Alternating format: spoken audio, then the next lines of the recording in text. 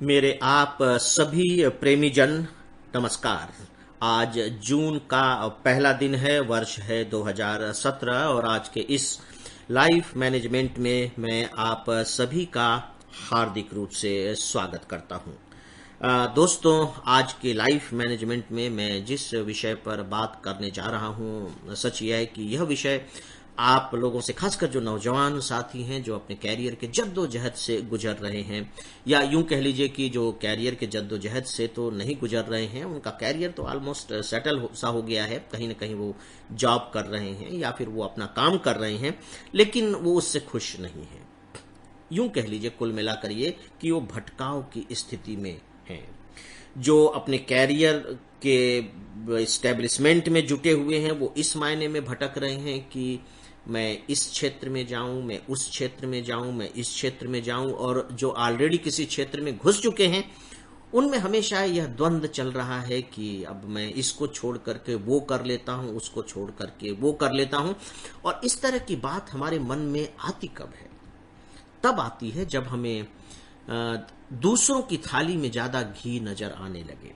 होता यह है फ्रेंड्स कि दूसरों से हम बातचीत करते हैं, अगर बातचीत नहीं भी करते हैं तो हम देखने की कोशिश करते हैं, और जब हम देखते हैं तो याद रखिए कि हम चूंकि बड़ी ललचाई नजर से देख रहे हैं, जिसे मैंने कहा दूसरों की थाली में ज्यादा घी नजर आता है, ये एक कहावत है।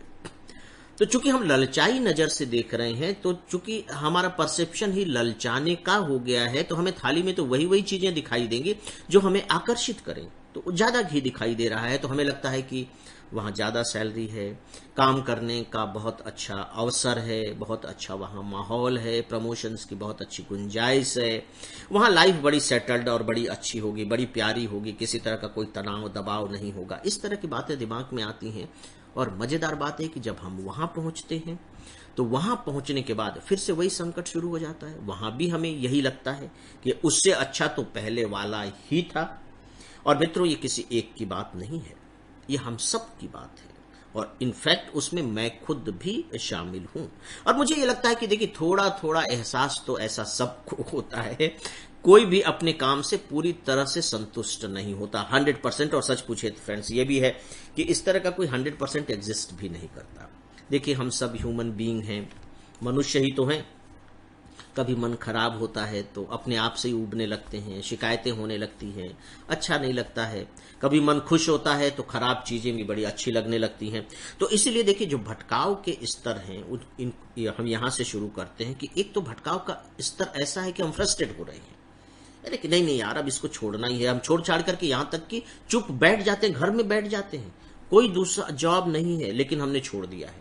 एक तो ये द्वंद्व और भटकाव का स्तर है, फ्रस्ट्रेशन की इंतहा है, मतलब एक चरम सीमा है।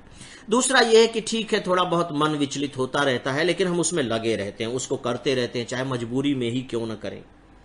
और तीसरा ये है फ्रेंड्स कि मजबूरी में हम नहीं कर रहे होते हैं, लेकिन अच्छे की कोशिश में लगे रहते हैं कि ठीक है, थोड़ा सा और बेहतर मिल जाएगा तो ठीक है, अदरवाइज ओके, कंफर्टेबल, मेरा ठीक ठाक चल रहा है। तो ये अलग अलग स्तर भटकाव के हैं। मित्रों, अब मैं आता हूं थोड़ा सा कि अब सच में ये जो इस तरह के भटकाव होते हैं, क्यों होते हैं, कैसे इससे बच सके। देखिए, एक बात तो है फ्रेंड, हम भटकते रहें, क्योंकि भटकने वाले तो कहीं पहुंचते नहीं है, क्योंकि उनकी कोई दिशा तो होती नहीं है, वो भटक ही रहे हैं, पहुंचते कहीं नहीं है। चूंकि परिणाम नहीं मिलता है तो और ज्यादा भटकाव होता है, और ज्यादा फ्रस्ट्रेशन होता है। तो जो भटकाव है अपने आप में चूंकि हमें कहीं पहुंचाता नहीं है, इसलिए पहली जरूरत तो ये होती है कि हम इससे बचने की कोशिश करें। अब जो बचने की कोशिश होगी, ये शुरुआत इस बात से होती है कि सच में जो जीवन का जो यथार्थ है, या जो हम काम कर रहे हैं उसका जो यथार्थ है, या खुद के ही रिक्वायरमेंट की जो यथार्थ है, जो हम अपने बारे में सोचते हैं, उसे हम वाकई में कितना जानते हैं, कितने सही तरीके से जानते हैं, जानते भी हैं कि नहीं जानते हैं। हम लोगों के साथ सबसे बड़ा संकट ये होता है कि हम दूसरों की बातों पर ज्यादा भरोसा करते हैं, अपनी बातों पर कम, दूसरों की बातों पर ज्यादा भरोसा करने का मतलब है कि दूसरे जो बता रहे हैं तो हमें सब बहुत अच्छा अच्छा लग रहा है, और हम जो भोग रहे हैं वो हमें हमेशा बुरा लगता है। हम यहाँ इस रियलिटी को भूल जाते हैं कि देखिए, जब मैं किसी भी काम को खुद करने लगता हूँ और लगातार कुछ समय तक करता चला जाता हूँ, तो स्वाभाविक है कि उस काम से जो रस निकलना चाहिए, जो आनंद मिलना चाहिए, वो ऑटोमेटिक कम होता जाएगा, होता जाता है। ये तो अपने स्तर पर होगा। अगर मेरे अंदर वो ताकत नहीं है कि मैं इसमें से भी रस निकाल सकूं, तो वो काम नीरस होता चला जाएगा। नीरस इसलिए भी होता चला जाता है जिसे हम इनफैक्ट समझ नहीं पाते हैं, क्योंकि उस काम के चैलेंजेस कम होते जाते हैं। ये नहीं कि वो चैलेंजेस गायब हो गए, पहले वो चैलेंजेस थे और अब वो चैलेंजेस गायब हुए, ऐसा नहीं है। चैलेंजेस तो अभी भी हैं, लेकिन आप उसी काम को करते करते इतने दक्ष हो गए हैं, इतने एक्सपर्ट हो गए हैं, निपुण हो गए हैं कि वो चैलेंजेस भी आपको सामान्य से लग रहे हैं, आप बड़े इजीली उसको हैंडल कर ले रहे हैं। तब फिर आपको लगता है यार कि चूंकि अब चैलेंज तो कुछ है नहीं, जिसे हम कह देते नया करने को कुछ नहीं है। हमारे समझ में नहीं आता कि हम ये जो कह रहे हैं कि नया करने को कुछ नहीं है, तो ये नया होता क्या है, ये हम उस समय नहीं समझ पाते। इनफैक्ट सच पूछिए तो मुझे यहीं पर तो नया करने की संभावना नजर आती है, जो हम अपने मायोपिक होने के कारण देख नहीं पाते। यानी कि जो हमारी दूरदृष्टि चूंकि नहीं होती है तो हम देख नहीं पाते हैं। नहीं तो सच पूछिए तो नया करने की यही गुंजाइश होती है। देखिए, शुरू में जब हम एकदम नया नया करते हैं तो उनके चैलेंजेस को हम झेलते रहते हैं। तो जब आप चैलेंजेस को झेल रहे हैं, जैसे जिसे आप कह लीजिए कि अब लाइफ में हम लोगों ने अपने कैरियर की शुरुआत की है, तो हम जद्दोजहद में जूझ रहे हैं। पहले शादी होगी, फिर घर बनेगा, फिर सेटल होंगे, फिर दुनिया भर के और जिंदगी के लफड़े होंगे, झंझट होंगे, जूझेंगे। आर्थिक संकट भी है, परिवार के भी संकट है, सामाजिक संकट है, दफ्तर के भी संकट हैं। ये सब जूझते रहेंगे तो हमारे पास शांत मन तो नहीं है। तो शांत मन अगर नहीं है तो फिर नए की गुंजाइश नहीं रह जाती। लेकिन अब जबकि कुछ साल तक काम करते करते मैं एक्सपर्ट हो गया हूं, तो दूसरों के लिए तो ये सारी बातें, सारी चीजें बहुत ही चैलेंजिंग है, लेकिन मेरे लिए तो बहुत ही सामान्य है। और अगर मेरे लिए वो सामान्य बन गई है, तो आपको नहीं लगता है कि मेरा मन शांत है? और अगर मेरा मन शांत है, जो कि अब वाकई में है, तो अभी ही तो समय है जब मैं उसमें से कुछ नया निकाल सकूं, रिसर्च कर सकूं, कुछ नया ऐड कर सकूं। और सच पूछिए तो जो रियल ऐड होता है, जो हमारा योगदान होता है, वास्तविक योगदान, ये नया करने में ही होता है, नया देने में ही होता है। अदरवाइज तो हो रहा है ना, सब पुराना हो रहा है। हम नहीं होते तो कोई और होता, वो कर लेता, वो नहीं होता तो कोई और होता, वो कर लेता। हमारा योगदान क्या है? योगदान तो यही है ना कि हमने उसमें क्या जोड़ा। और अब जबकि हम उसमें एक्सपर्ट हो गए हैं फ्रेंड्स, तो हमारे पास मौका है कि हम उसमें योगदान कर सकें। जैसे ही हम योगदान की स्थिति में आते हैं, वैसे ही मान करके चलिए कि हम रचनात्मकता की स्थिति में पहुंच जाते हैं। Contribution is really a creation, creativity.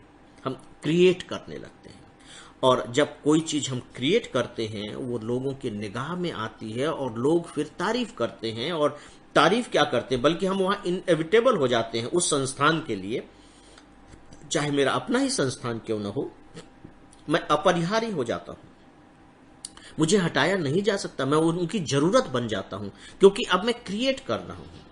अगर आप स्टीव जॉब्स वगैरह की बायोग्राफी पढ़ें तो आप देखेंगे कि स्टीव जॉब्स व्यक्तिगत तौर पर सच पूछिए तो बड़े कठोर आदमी थे, उनके साथ काम करना आसान नहीं था। लेकिन वो क्रिएटिव इतने थे कि उस संस्थान की मजबूरी बन गए थे, उनका आप कुछ नहीं कर सकते थे। लेकिन दूसरी ओर आप देखिए, हम अगर टाटा जी को देखें जिन्हें भारत रत्न दिया गया, भारत रत्न से अलंकृत किया गया।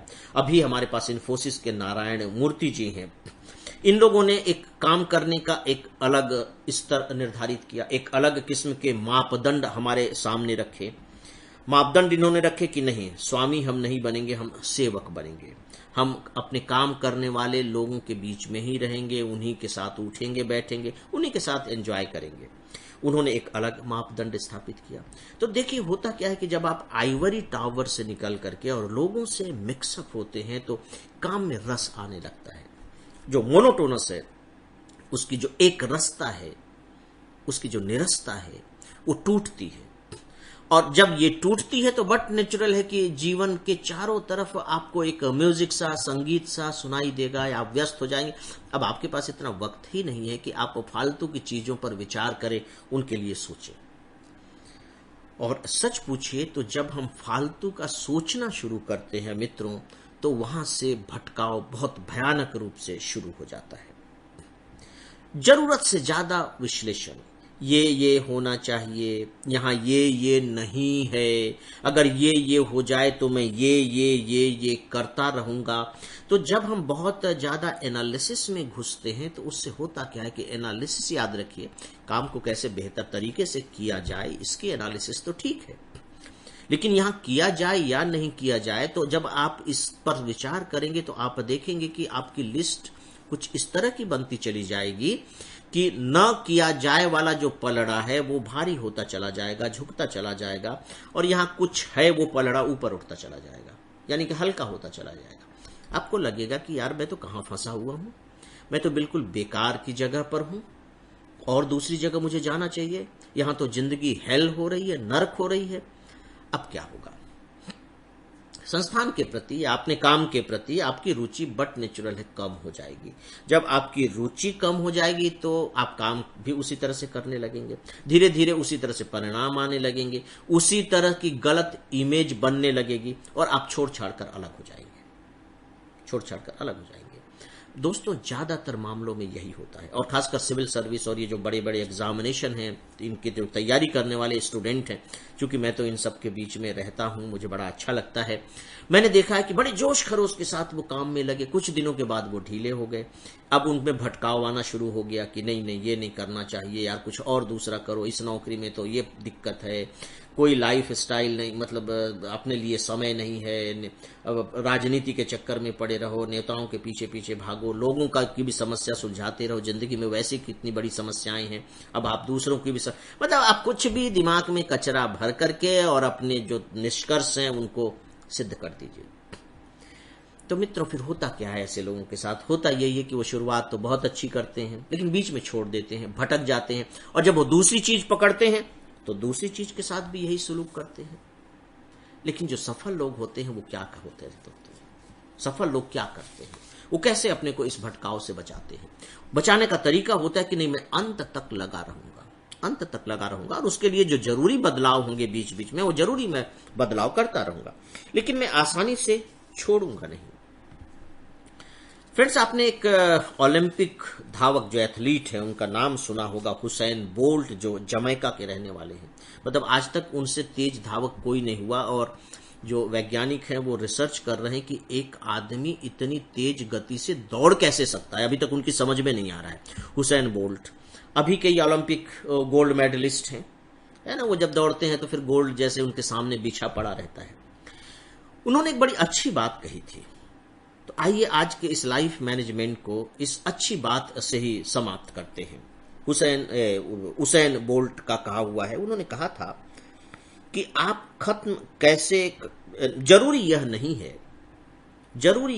है कि आप शुरू कहां से करते हैं, जरूरी यह है कि आप खत्म कैसे करते हैं।